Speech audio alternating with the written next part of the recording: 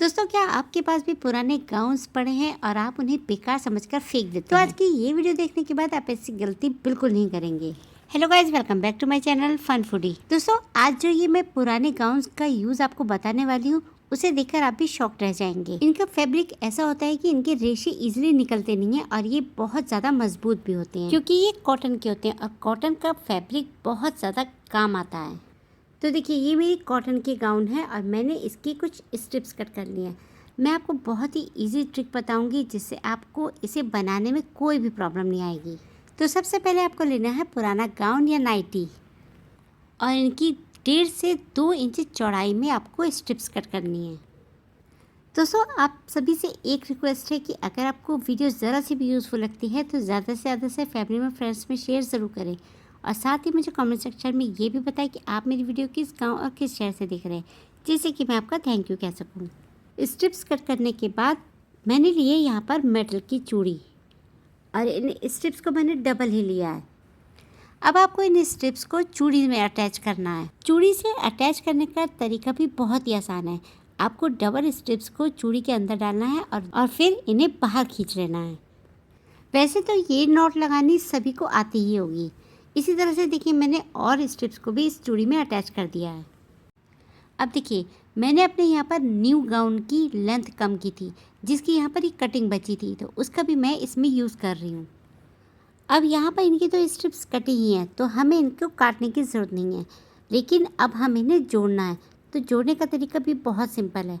आपको इन दोनों स्ट्रिप्स में किनारे पर 2 होल बनाने हैं। बहुत बड़े नहीं, आपको बहुत छोटे ही होल बनाने हैं। अब इन दोनों स्ट्रिप्स को हमें आपस में ज्वाइन करना है।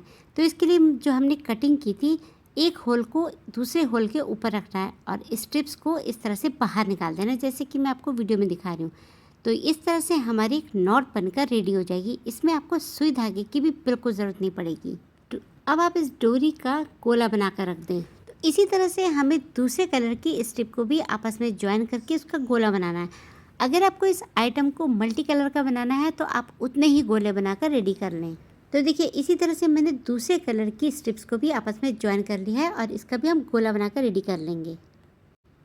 गोला बनाने से आपको इस आइटम को बनाने में ना बहुत आसानी रहेगी।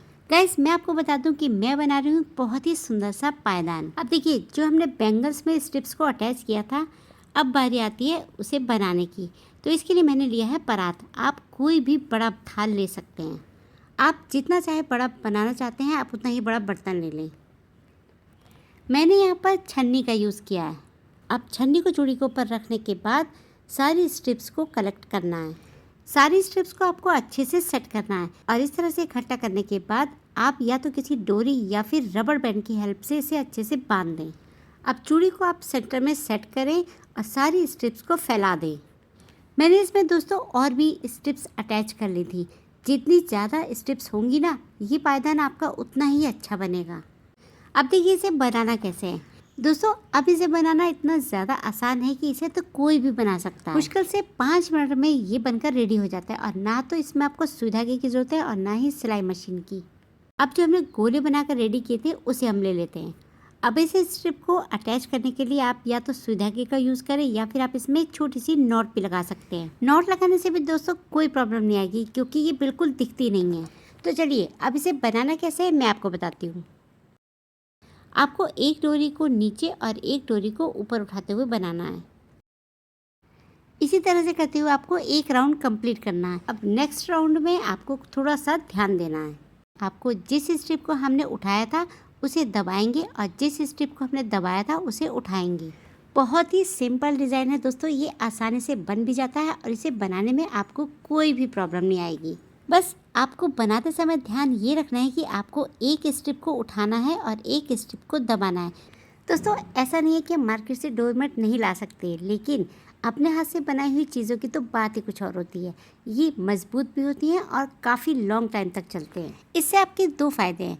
एक तो आपके पैसे भी बचेंगे और दूसरा आपके पुराने कपड़ों का बहुत ही बढ़िया सा रीयूज़ भी हो जाएगा।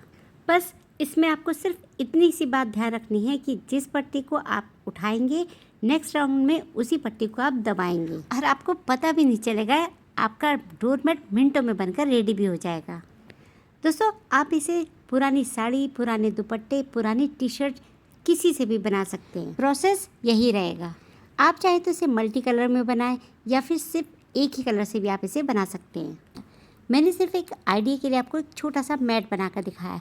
आप इसे कितना भी चाहे बड़ा बना सकते हैं। छोटा सा मैट बनाकर आप इसे अपने डाइनिंग टेबल पर भी रख सकते हैं। उसमें आप प्यारा सा फूलदान सजाएंगे ना तो ये और भी ज़्यादा खूबसूरत लगेगा।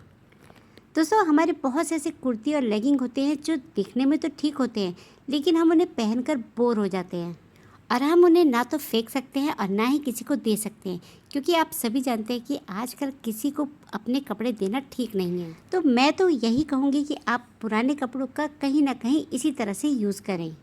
अब देखिए, यहाँ पर मैं दूसरे कलर की स्ट्रिप को इसमें ज्वाइन कर रही हूँ और ठीक इसी प्रोसेस को रिपीट करते हुए हमें पूरा डोर मैट कंप्लीट करना है। आप इसे मल्टी कलर में बनाएंगे ना तो ये बहुत ज़्यादा प्रिटी लगेगा।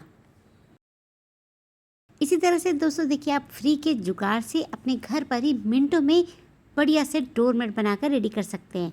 आप इसे अगर बड़ा बनाकर अपने रूम में रखेंगे ना तो ये बहुत अच्छा लगेगा। दोस्तों, अभी आपको हो सकता है ये समझ नहीं आ रहा हो, लेकिन जब ये पूरा बनकर रेडी होगा ना तब आपको ये बहुत अच्छा लगेगा।